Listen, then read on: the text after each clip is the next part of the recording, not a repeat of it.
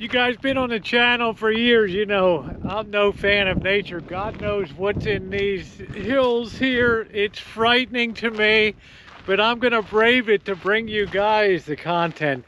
Take me back to the streets of the hood.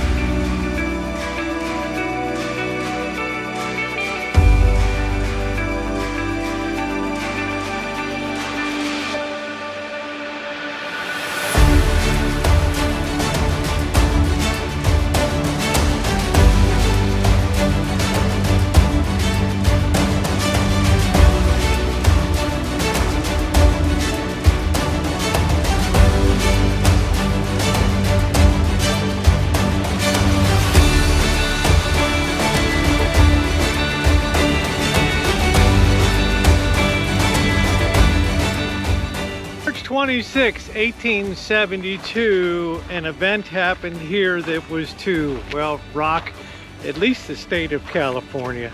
One of the largest earthquakes. This was before the time they had measured Richter scales and things like that.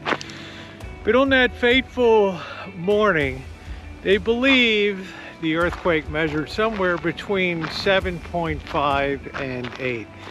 It was felt as far south as San Diego, 400 miles, as far north as Sacramento, 400 miles. Within a minute, where I am, the town of Lone Pine, California, was flattened to the ground.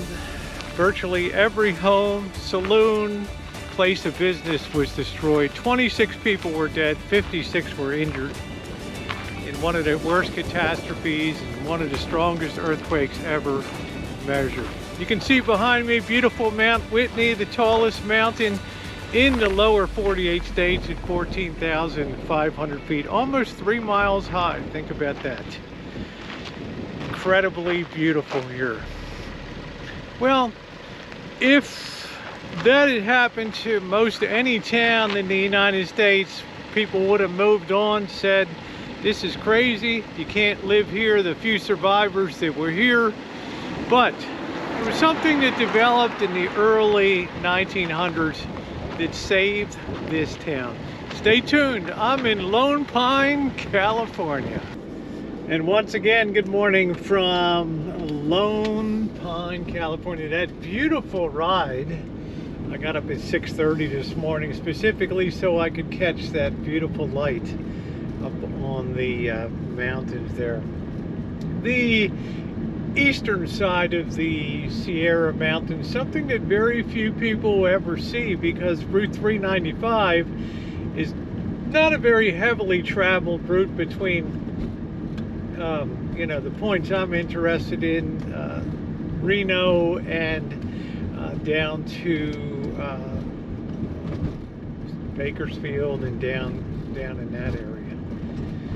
But the views are spectacular. Let me just say, I know a lot of you are coming in and you're like, Rosie, what the heck happened to Cerro Gordo? You failed, you didn't make it happen. And you know what? You're right. I tried the best I could to get up there. I tweeted Brent Underwood. I messaged him this morning and he might get back to me. I'm not sure, but well, I tried anyway. Many are called, few are chosen. Not the kind of place you want to go to with a even just a front wheel drive van. The ground clearance is not nearly enough. For now, let's grab some breakfast here. We're going to go to the Whitney house here, which they tell me is pretty good, and we'll start our adventure. We're going to be on the road. We're going to spend about an hour or so here and then move on. All right, Lone Pine.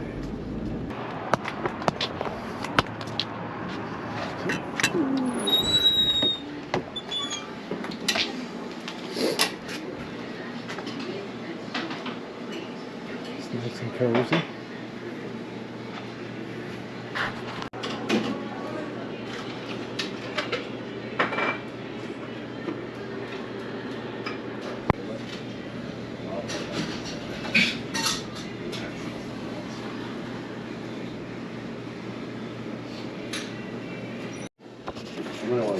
I guess I'm gonna get the High Sierra bacon, eggs, and pancakes. I think I'm gonna need the energy today.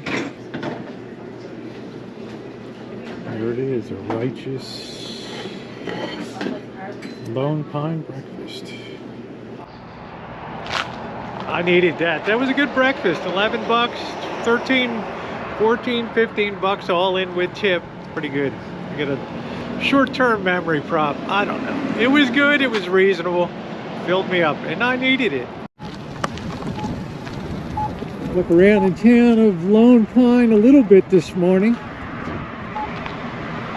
Not much here. The 1872 earthquake really flattened anything of that might be considered historically significant in the way of architecture. It was like a total wipeout. So what you see now is kind of a hodgepodge. Everybody's been very nice here. There's a lot of people that come through. Would like to go up to into the Mount Whitney area.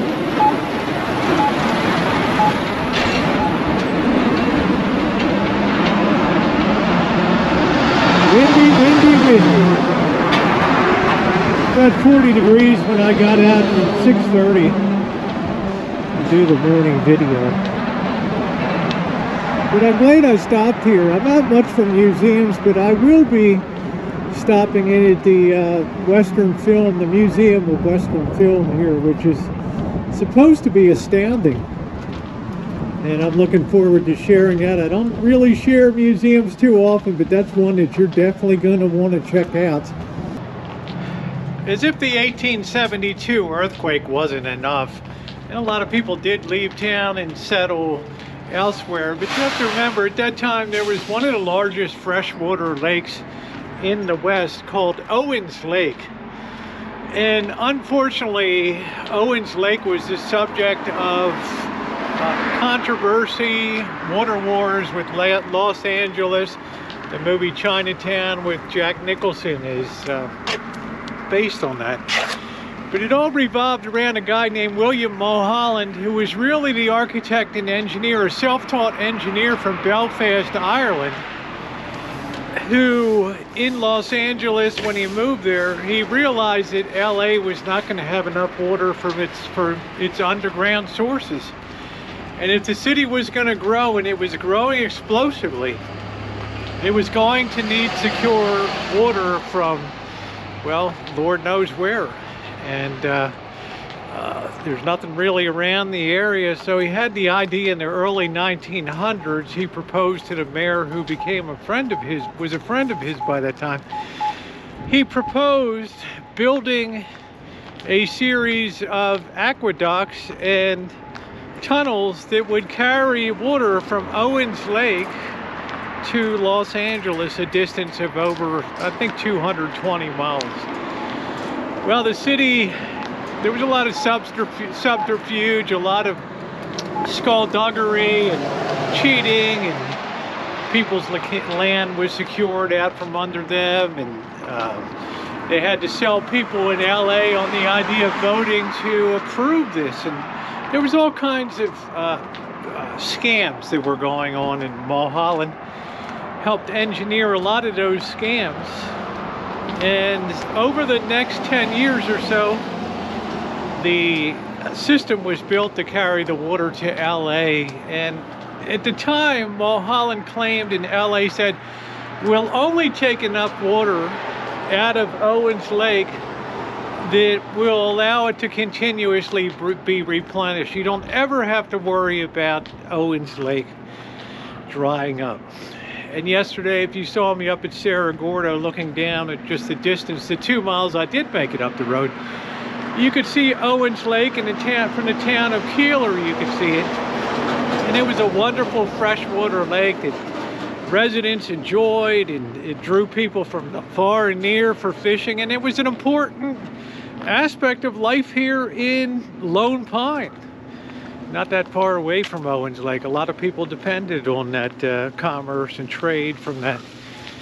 Well, tragically, when the irrigation system opened, it only took 5 years to drain Owens Lake, a lake of some 200 square miles, was empty.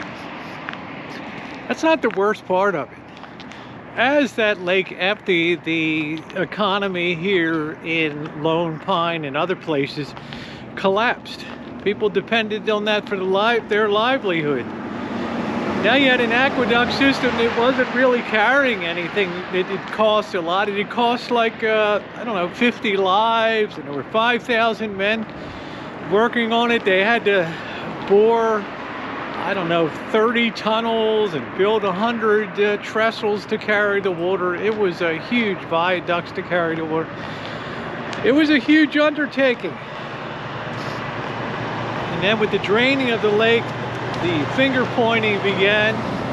And over the next 50, 80, 90 years, 100 years, as the lake bed of Owens Lake dried up, all of the heavy metals and salts and things on the bottom started blowing into the environment to the point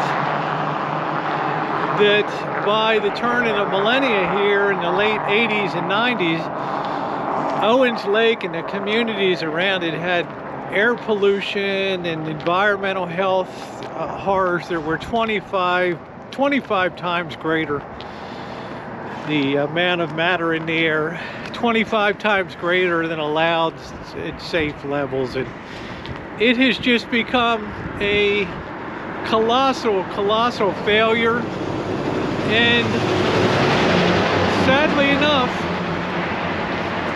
it was not to be the final nail in the coffin of William Mulholland's career, whom Mulholland Drive is named after in LA.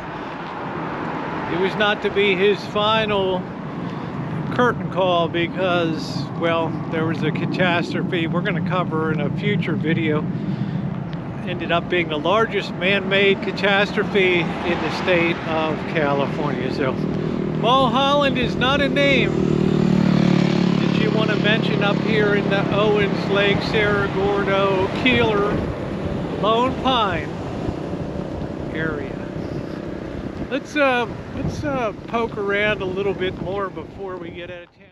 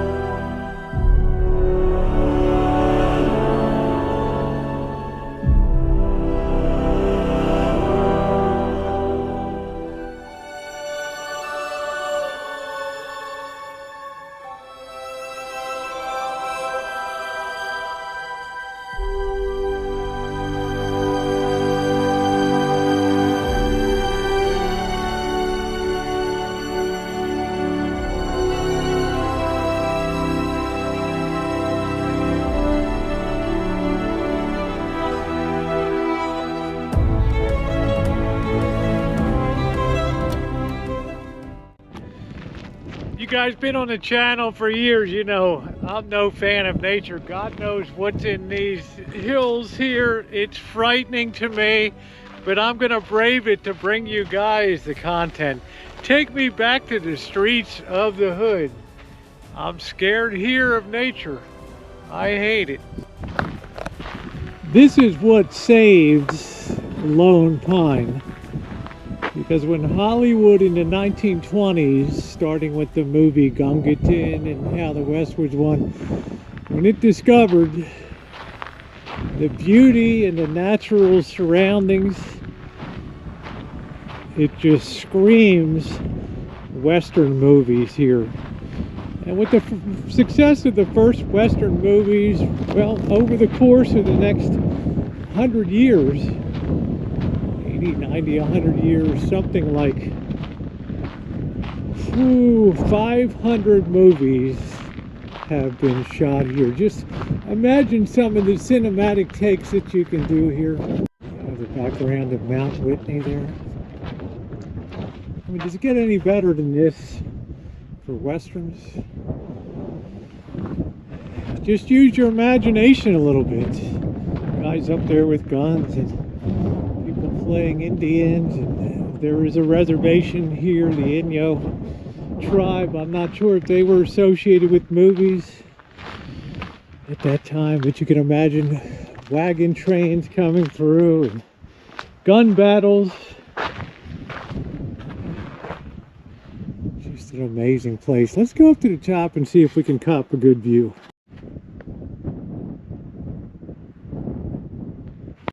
I don't want to bust my ass, and I'm deathly afraid of a lion, a tiger, or something, or rattlesnakes in here. But wow, look at that. Wow. That is astounding, my friends.